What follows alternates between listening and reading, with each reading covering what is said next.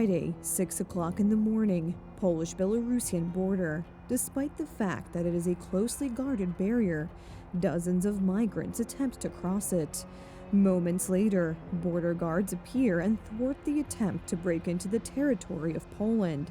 Such a smooth action is possible thanks to the investment in the barrier prepared by the United Right government, which warned that there would be many more similar attempts in the future. Today, this is also admitted by officials of the December 13th coalition government in Poland. There has been a recent increase in the number of foreigners attempting to cross. Yesterday, a group of 22 people, destroying a technical barrier, crossed into Poland. The new element is that 5 people stayed on the Belarusian side and throwing stones at Polish patrols, at the same time recorded the illegal border crossing. The crossing is not there. The Polish border is tight. Thousands of soldiers, border guards, and police officers, cameras and drones guard every meter of it, 24 hours a day. This is what the response of the Polish services look like in practice. Every attempt to force the border ends with immediate action by the border guards. Gdzie jest ta granica? However, politicians of the current Polish government, led by Donald Tusk, have changed their opinion on illegal immigrants from the east. When law and justice at the peak of migration pressure, provoked by the Putin and Lukashenko regimes, wanted to build a barrier and put thousands of border guards and soldiers on the border, they were met with incredible heckling and a sabotage from the opposition politicians at the time. More guns? Then what? You will bring some tanks in? No, a soldier needs to be equipped with weapons. They wouldn't be a soldier if they didn't have weapons. May I ask you to identify yourself, please? Do you hear me? Maybe I will come closer, record you closer, so your face will be scanned, and maybe we can find another way to identify you. As you can see, the border guards do not introduce themselves. Could you introduce yourself? They don't introduce themselves. They don't say for what reason we can't pass. You are just thugs. The machine of attacks on the border guard and law and justice politicians was driven by Donald Tusk himself.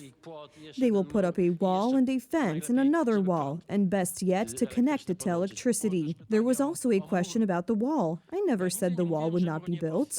This wall will not be built in a year or in 3 years even. Despite huge attacks, the government has completed the construction of the barrier that today defends the border of Poland and the European Union. Donald Tusk's hypocrisy seems to have many signs. The Polish Prime Minister does one thing and says another in Poland, and another in the international arena, specifically in the European Union. Today, a meeting was held in Berlin to celebrate the Polish presidency of the Council of the European Union. In reality, it's an attack on the rule of law and justice. Artistic and discursive speeches are devoted to questions about what traces have been left by years of law and justice government interference in artistic freedom, and how the Polish artistic and cultural scene is coping with political change. The role of women, who played a key role in driving political change, will also be discussed. There is outrage, however, at the screening of the film directed by Agnieszka Holland, Green Border. The screening will be preceded by a discussion. It is a film that shows a hypocritical image of the Polish border guards.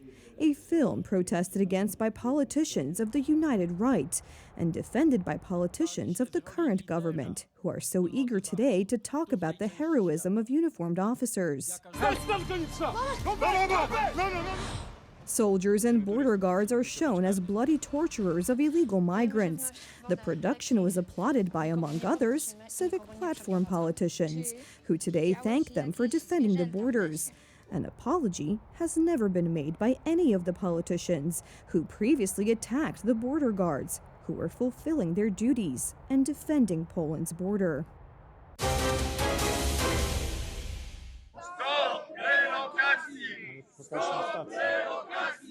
Stop flooding Poland with migrants from Germany is the slogan of another protest by Polish patriots taking place on the western border.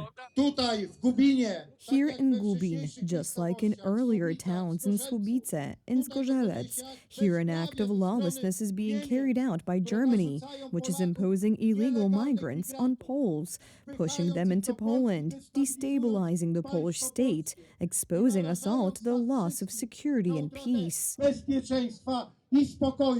These protests are the result of what has been going on for several months now. It's about transporting illegal immigrants across our western border, to which Polish services are not responding. Despite the fact that politicians of the December 13th coalition say there is no issue. At the moment, there is no problem, which is often talked about by Mr. Chairman Kaczyński. We will certainly not accept any refugees, neither from the east nor from the west.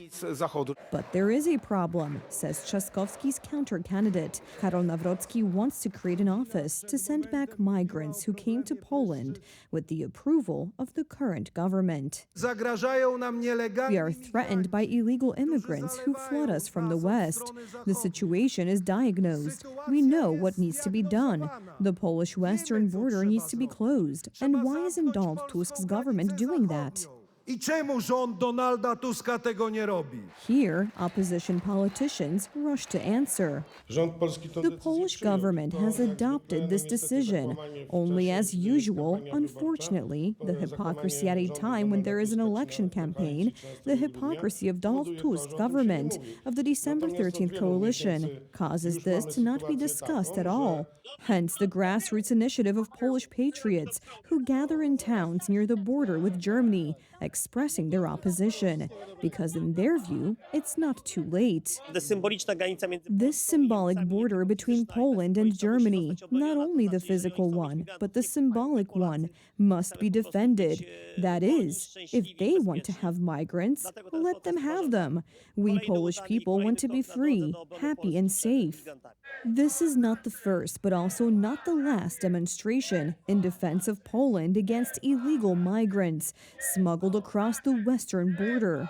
The previous government warned against this scenario, and the upcoming elections in Poland will be crucial on this issue, because if they are won by the Civic Platform candidate, mass migration from Germany is unlikely to slow down, because the government and the president will not want an open conflict with Berlin.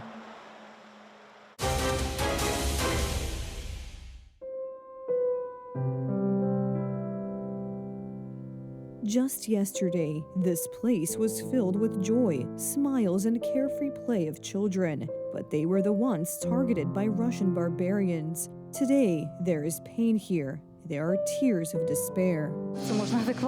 How are we supposed to live with this? The children had a party here yesterday to celebrate the first birthday of our neighbor's child. A street away, there was a meeting of ladies from a beauty salon, and all these people were attacked. Putin's criminals dropped bombs on an ordinary family neighborhood in Kryvyi Rih in central Ukraine. On a playground, blocks of flats, a restaurant, stores and services. An attack on people who lived here, adults and children. There were children's bodies lying everywhere. Parents crying out in despair. A tragedy. All that was left was a big crater from that attack and smoke. Of course, it is not without significance that Kryvyi Rih is the hometown of Volodymyr Zelensky. The Ukrainian president argues that Russia is not seeking peace at all and rejects Donald Trump's proposed plan. A ceasefire could already be in effect, but Putin has rejected it. Moscow does not want a truce. The new U.S. administration is demanding immediate peace talks between the two sides and is threatening, especially Moscow, with serious consequences. The Russians know our position in terms of wanting to end the war, and we will know from their answers very soon whether they are serious about proceeding with real peace or whether this is a delay tactic. It's a delay tactic. The president's not interested in that. If this is dragging things out, President Trump's not going to fall into the trap of endless negotiations about negotiations. Russian crimes in Ukraine show how important it is to have a U.S. military presence on NATO's eastern flank to stop the Kremlin's imperial ambitions. The American military presence is a very important guarantor of European security for a simple reason. In many aspects, in many segments of the military potential, the Americans have an advantage over Europe. They have unique capabilities in carrying out certain tasks in peacetime as well as in wartime. So it is difficult to imagine that Europe would suddenly completely abandon the presence of the U.S. military. Unfortunately, left liberal politicians and Brussels elites want to push American companies and American soldiers out of Europe. Europe, meaning Germany. Germany has already been trying to eliminate the United States from Europe for a long time. In my opinion, there is a tacit agreement between Germany and Russia for domination, seeking to divide Europe again, as it once was under the Soviet Union. A German or French army will not stop Russia because it has no interest in doing so. Central and Eastern Europe can only be helped by a strong and stable alliance with the United States and building up its own military capabilities. Tens of thousands of Spanish people marched through the streets of Madrid and Barcelona, demanding strong government intervention in the housing market, affordable housing whose prices have been inflated by tourism, speculation, and a booming short-term rental market. I came because we tenants must be heard. Our protests are the only way to fight the pathologies in the housing market in Spain. According to Spain's central bank, nearly 40% of Spanish families who rent apartments spend almost half of their income on them. We want to live peacefully, with dignity. I hope the evictions will stop. The short-term rentals will stop. Otherwise, the cities will be degraded by mass tourism. Last April, the government announced that it would scrap the so-called Golden Visa program, which grants residency rights to foreigners who make large real estate investments in the country, which Prime Minister Pedro Sánchez said would help make access to affordable housing a right, not a speculative business. Because I am also a tourist and I travel all over the world. Tourism is indeed good, but you have to somehow protect the people who live in these places. Demonstrators are demanding that the government do more to secure the sector and lower rental property prices. Graffiti in Barcelona depicting burning travel bags and the phrase "tourism is killing the city" has sparked discussion about the city's ongoing housing crisis. It makes me sad and a little bit guilty for being here as a tourist and being part of that. Artwork by Rock Black Bloc highlights the frustration of residents who blame tourism for worsening housing problems as residents face rising rents and limited housing availability.